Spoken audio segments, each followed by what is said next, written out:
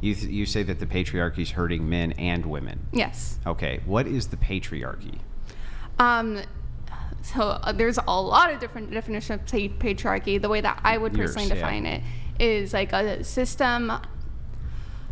I guess I would go back to like a system of power that usually places men in dominant roles when it comes to like leadership, when it comes to just like economic opportunity, just in general throughout society. I think what is it? The patriarchy also has like a lot of like cultural components towards it that I think even though it does put men into power, it is like I think in a lot of ways detrimental to men's like health overall.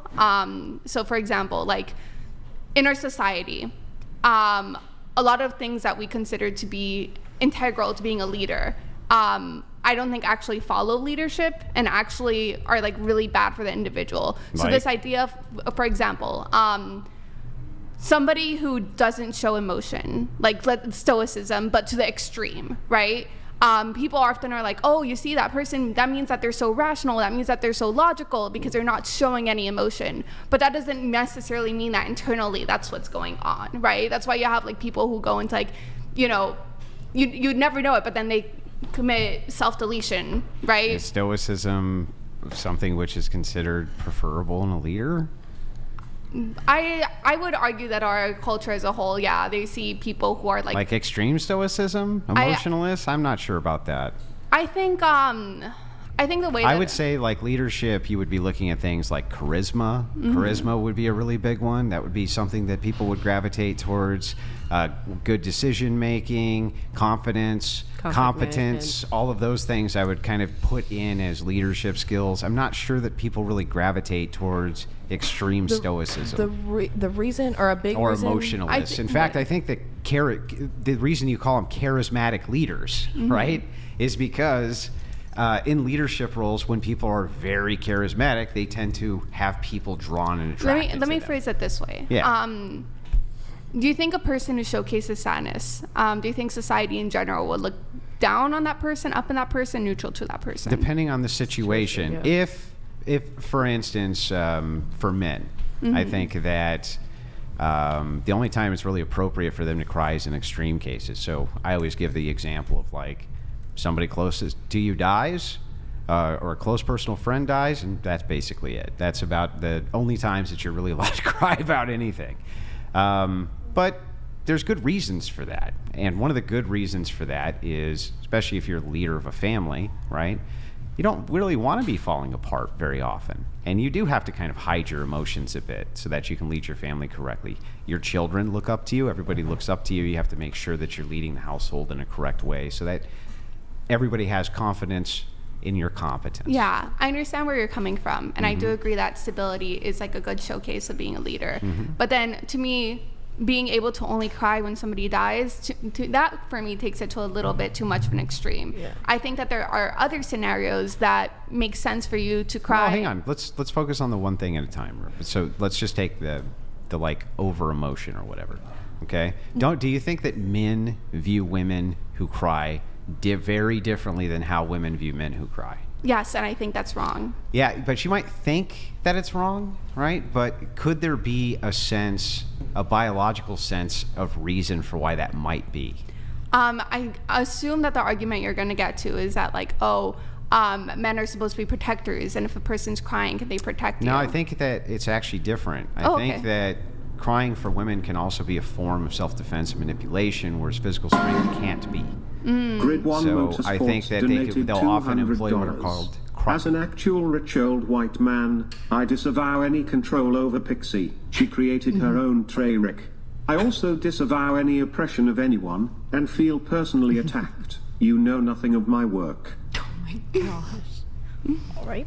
You want to be my Yes, I'd say daddy? that there's defense mechanisms which are in play for both. And so for men who cry, if other men see it, even at an intuitive level, we don't have any respect for it. It makes you more prone for attack and things like this.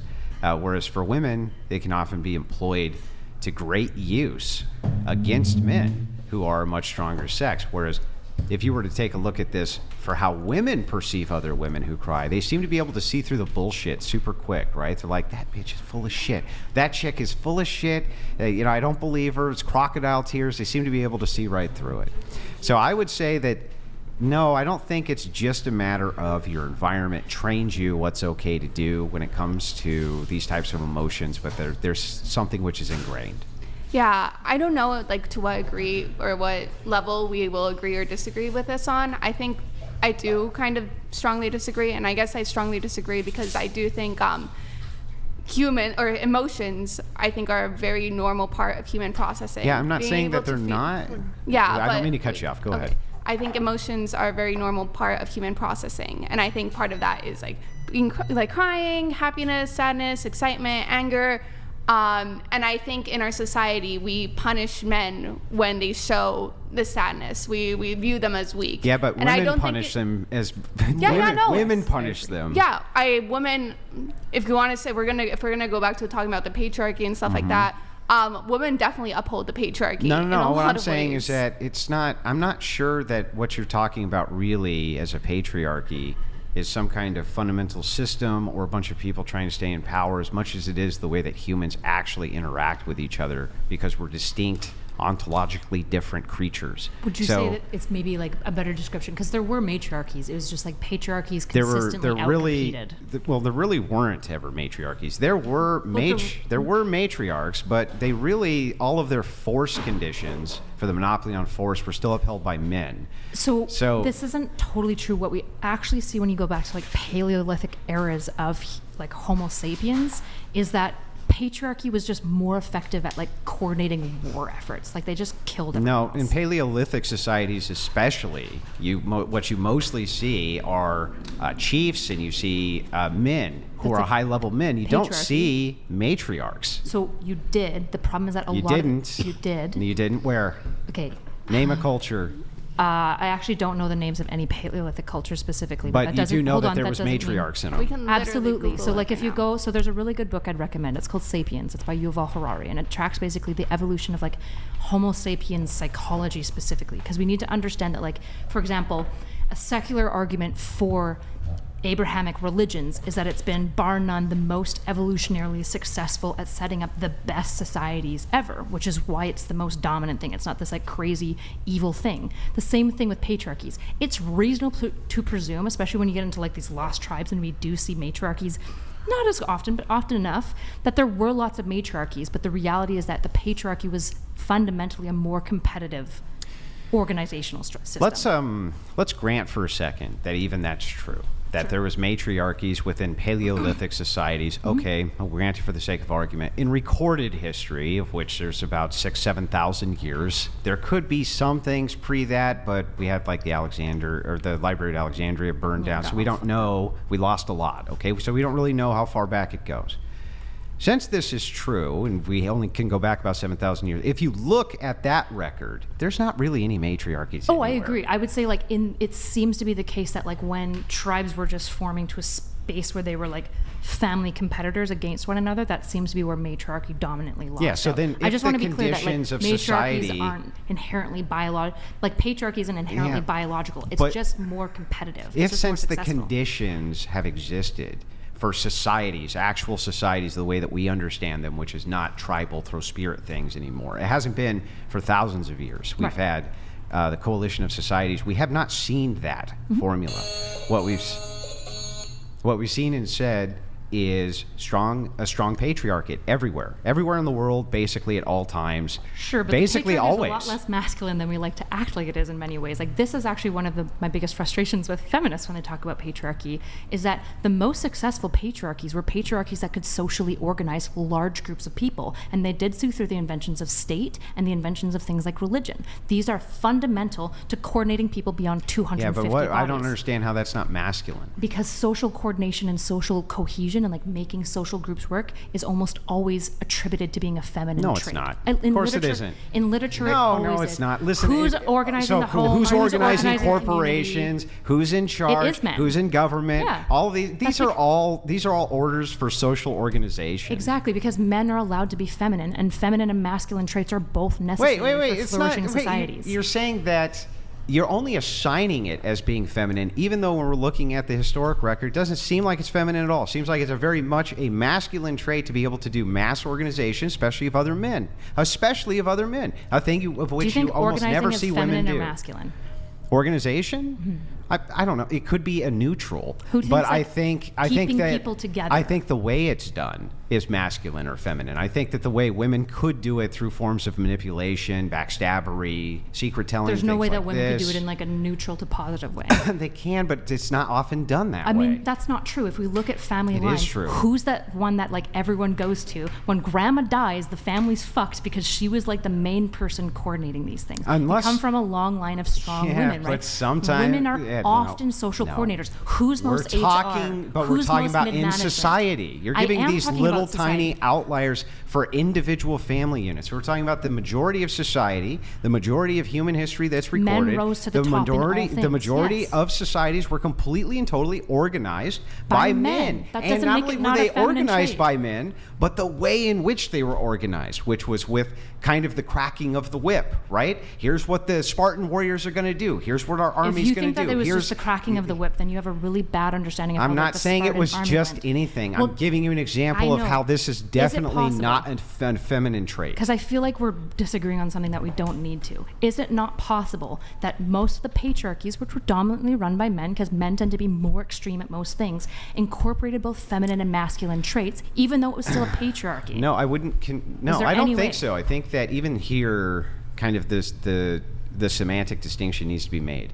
No, I don't think that organization in mass of society is a feminine trait, and I don't know how you could convince me that it is.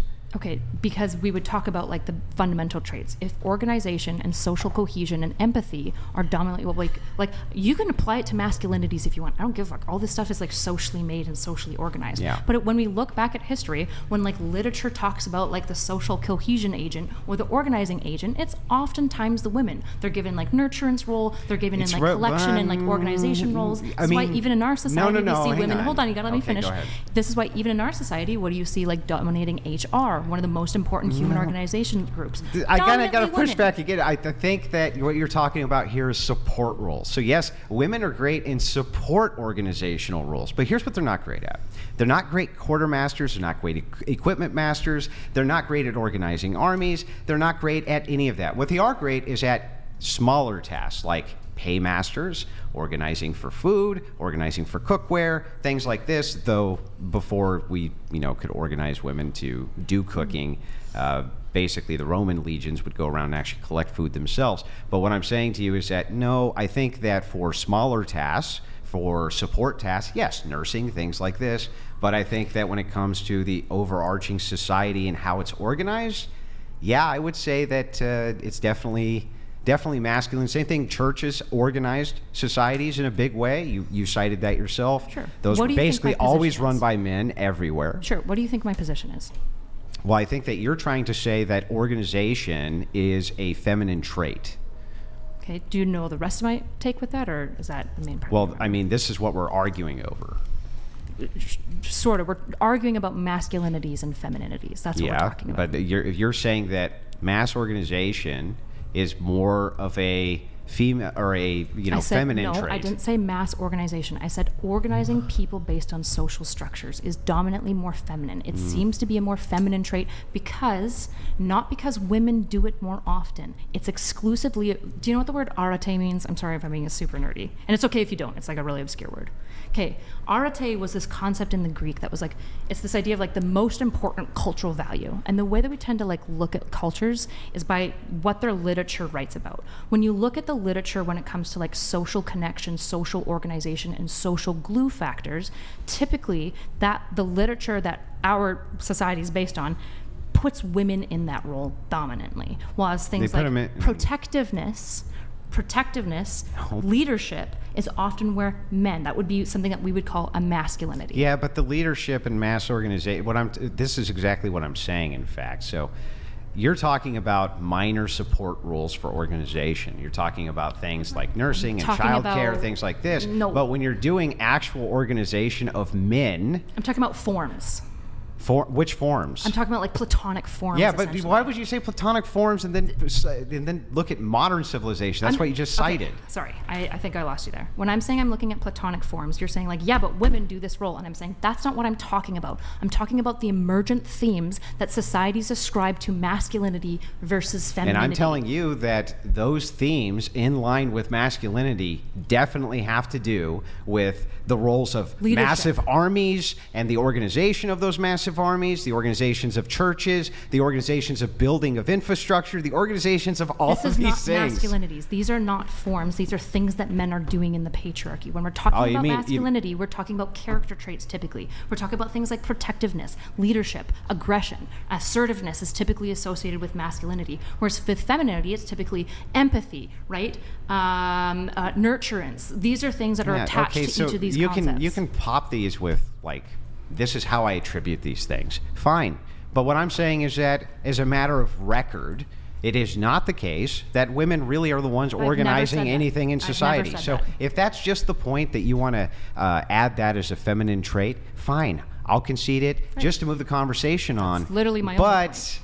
But when it's mapped onto reality, that is not what we see. Men are always in the leadership, and they always tend to be more extreme. So when we go back to the point then, and we're talking about when the men feels bad and the woman feels bad, and how women and men both, interact with how men and women feel bad. You can see why there'd be a distinction for how women judge men and how men judge men. Oh, for sure. And why that would be necessary that men do show a bit less emotion, probably a lot less emotion. That also, one thing I found here in this podcast, every single episode I've watched, this question usually gets asked. Do you want a more dominant man or a less dominant man? And you know what they all say? I want a more dominant man. And I want him to show less emotion. And I want him to show more leadership, which is what you were saying. Yeah. And more virtues, which is what you were saying. That's what they all say. Sure. And I would agree with basically all of that. The point that I was trying to make is what tends to make people, like when we look at the most respect-worthy people, I'm not sure if there's any like historical figures that you look up to necessarily, like Jesus. Napoleon Bonaparte. No, I'm kidding. You just picked him because he's short. Okay, you're trying to dig it in. On this thread, if you guys can make like each one of your final we keep ending up in like this back and forth. That's boring. We got some more juicy stuff though. So if you can make your final points on this, we'll talk about drama after. I promise. Okay. Basically what I'm saying is if we look at like some of the most respect-worthy characters that we look up to, something like Jesus, for example, I think Jesus is a great example for men to try to embody. Jesus has both got tons of masculine traits and feminine traits, and I think one of the most harmful things that feminism has often done, not just feminism, but like the way that we've engaged with gender specifically, is describing like men can only be masculine and women can only be feminine. It's like, no, healthy people tend to blend both of these things, and that's what makes you good, which means like it's okay if men say like, yeah, social coordination with people is a little bit more feminine. It's just fine. You're allowed to be like feminine and excel at something. That's fine. Yeah, so some agreement and then mass disagreement. So first of all, these traits that we're talking about are arbitrary. So they're like, if you're talking about courage, wisdom, things like this. Could I pause you? I'm so sorry. When you say arbitrary, could you just make sure that I understand what you're saying? There's no real system for it. There's no real system in order for doing this other than like maybe subjective observations. Other than like what society emerges, right? The system is what society you could determines. say, you could say maybe something emergent, but since there is no, courage is not masculine nor feminine, right? But we look to the extremes. So what we're saying is that we see it most often here. We see it most often there. We see it most often with it. That's why we assign the traits this way. So, hang on, like I just let you go. I let you just go. Okay, so what I'm saying is that in this particular case, when we're looking at what I would consider to be masculine traits in the patriarchy and things like this, the reason that men probably should be very cautious about showing too much emotion is because on the other end, for those feminine traits, they punish them greatly for doing it, and I don't blame them. I don't blame them. Women? I don't blame women, no, because I have as little respect for those men as women do. So, well, I think sorry. We do have to move on, but we got some more interesting. About dating, in fairness. Yeah, we got some more interesting stuff. Pixie, were you able to answer? I think you wanted to give an example of how you were oppressed.